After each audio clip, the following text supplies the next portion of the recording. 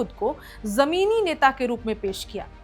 वो सिर्फ TV debate या फिर दिल्ली की राजनीति तक सीमित नहीं रहे, बल्कि लगातार लोगों के बीच सक्रिय रहे। दूसरा पॉइंट समझिए, 25 साल से एक सीट पर कब्जा, अब तक एक भी चुनाव नहीं हारे हैं वी.डी. सतीशन। इनकी राजनीति की जो सबसे बड़ी खासियत है, उनकी चुनावी सफलता मानी जाती है।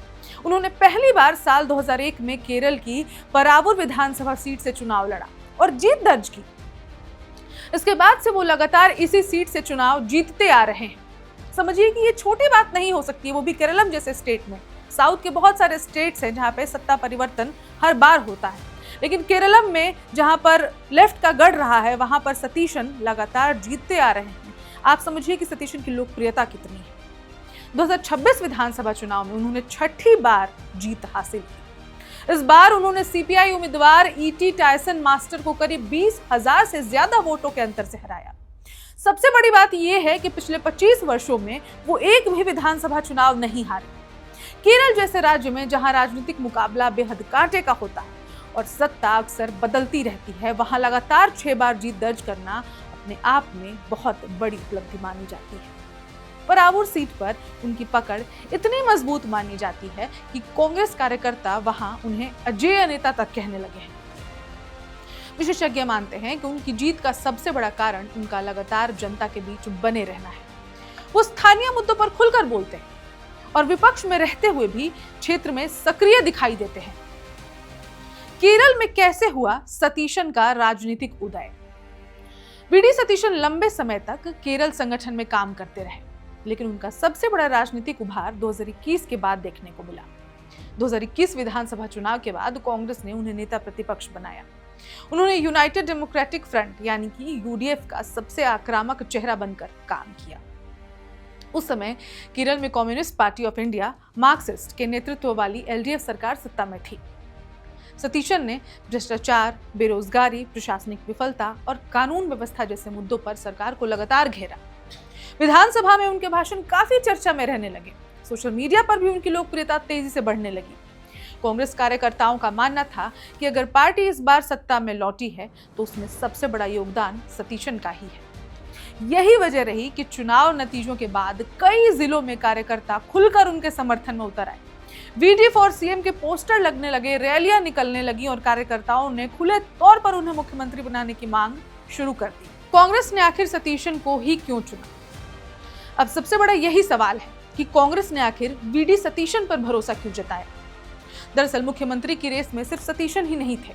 के.सी. वेणुगोपाल, रमेश चन्नीथला जैसे बड़े नेता भी दावेदार माने जा रहे थे।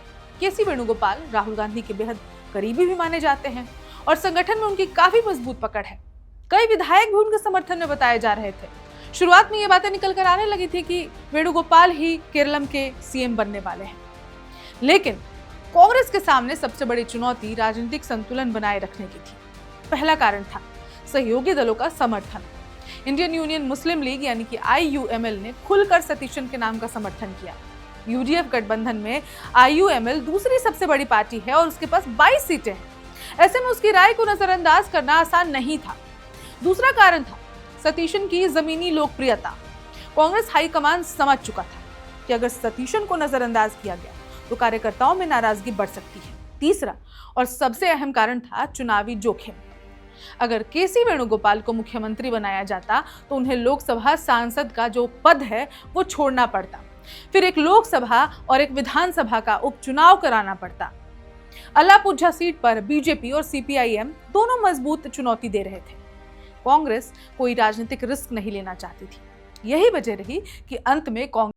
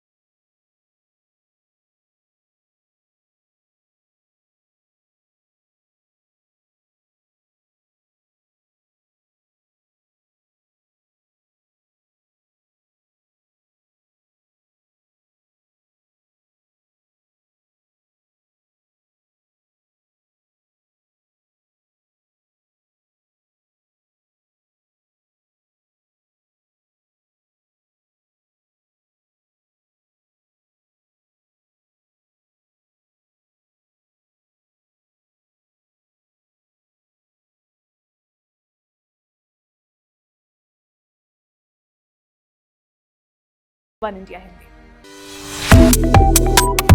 Subscribe to One India and never miss an update. Download the One India app now.